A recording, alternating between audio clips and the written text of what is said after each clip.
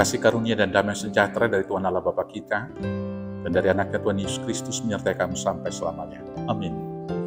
Selamat hari Minggu, saudaraku. Dengarkanlah firman Tuhan menjadi renungan minggu kita, yaitu dari 1 Korintus pasal 8 ayat 1 sampai dengan ayat 13. Demikianlah firman Tuhan tentang persembahan berhala. Tentang daging persembahan berhala kita tahu, kita semua mempunyai pengetahuan. Pengetahuan yang demikian membuat orang menjadi sombong, tetapi kasih membangun. Jika ada seorang menyangka bahwa ia mempunyai sesuatu pengetahuan, maka ia belum juga mencapai pengetahuan sebagaimana yang harus dicapainya. Tapi orang yang mengasihi Allah, ia dikenal oleh Allah. Tentang hal makan daging persembahan berhala kita tahu, tidak ada berhala di dunia dan tidak ada Allah lain daripada Allah yang Esa. Sebab sungguh pun ada apa yang disebut Allah baik di surga maupun di bumi, dan memang benar ada banyak Allah dan banyak Tuhan yang demikian.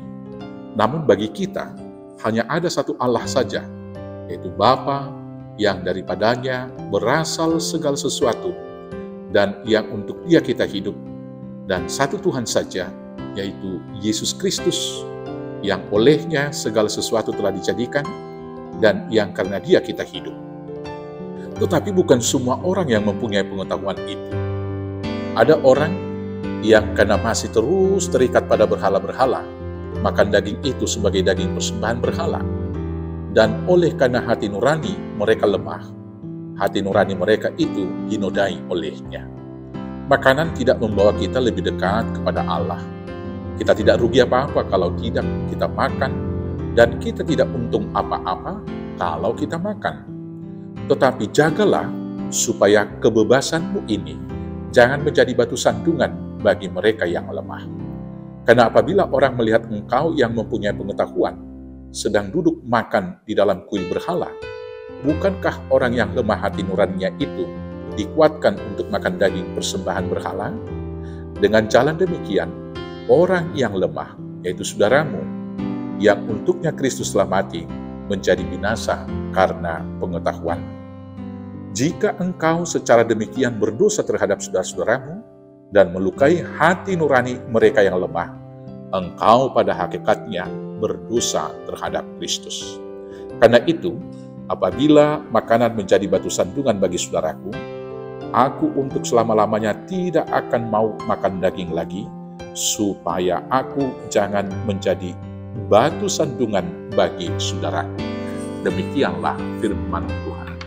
Bapak Ibu Saudaraku yang terkasih dalam Yesus Kristus, dalam hidup beragama, ada banyak orang terikat dengan hukum Taurat, hukum legal formal, antara yang bisa dan yang tidak bisa, antara yang haram dan yang tidak haram, antara yang tidak diinginkan Tuhan dan juga yang diinginkan Tuhan.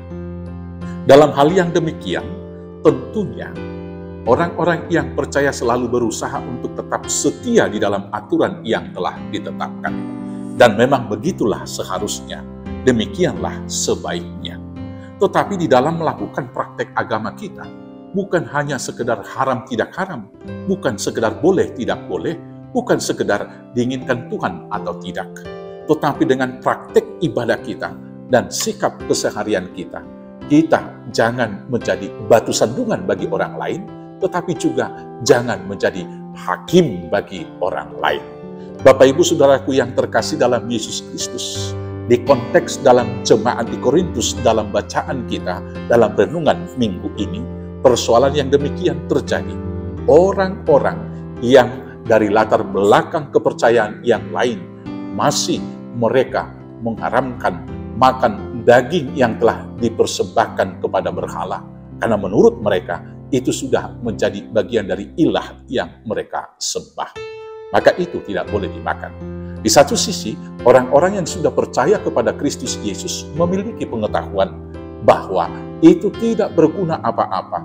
Kalaupun dimakan, tidak akan mengharamkan, karena Tuhan telah menguduskan semua makanan. Dan hanya satu kuasa, yaitu Yesus Kristus yang telah menyelamatkan manusia, yang kemudian segala sesuatunya dicipta oleh Dia. Sekarang dalam etika beragama, itu yang dikatakan, adalah lebih tinggi cinta kasih daripada soal peraturan legal formal tadi. Walaupun kita mengetahui bahwa memakan daging yang telah dipersembahkan terhadap berhala itu tidak haram dan tidak ada kuasa apa-apa bagi kita, tetapi kita juga dianjurkan di sini oleh Rasul Paulus di dalam konteks bacaan kita supaya jangan sampai menyakiti hati saudara-saudara kita yang menganggap itu haram. Maka dengan demikian, hukum kasih di atas daripada hukum formal secara khusus soal haram tidak haram tersebut.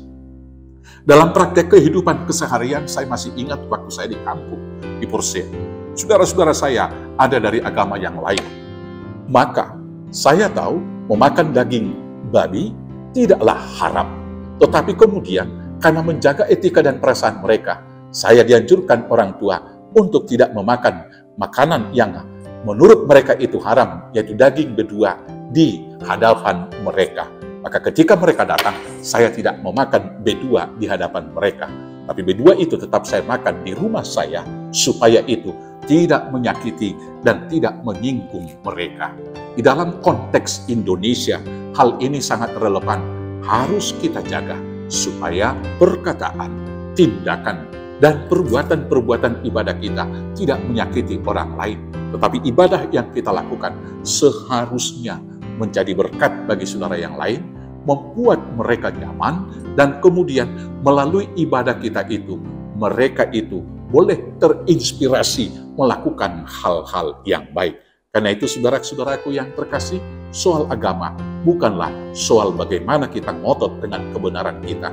Walau kebenaran itu harus kita pegang teguh di dalam iman percaya kita.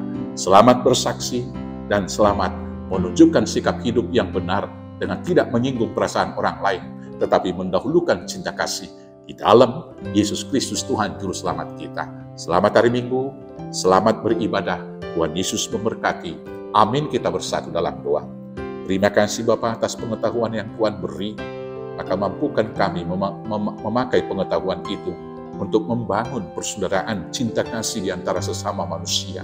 Dengan demikianlah mereka juga boleh kami bawa jadi pengikut Kristus melalui sikap moral kami yang baik, sikap etika kami yang boleh membuat mereka nyaman, sehingga mereka juga terinspirasi mengikut Tuhan dengan cinta kasih-Mu yang luar biasa. Maka mampukan kami melakukannya hanya di dalam Yesus Tuhan Juru Selamat kami yang hidup. Amin. Selamat hari Minggu, selamat beraktivitas. Tuhan Yesus memberkati. Horas, horas, horas.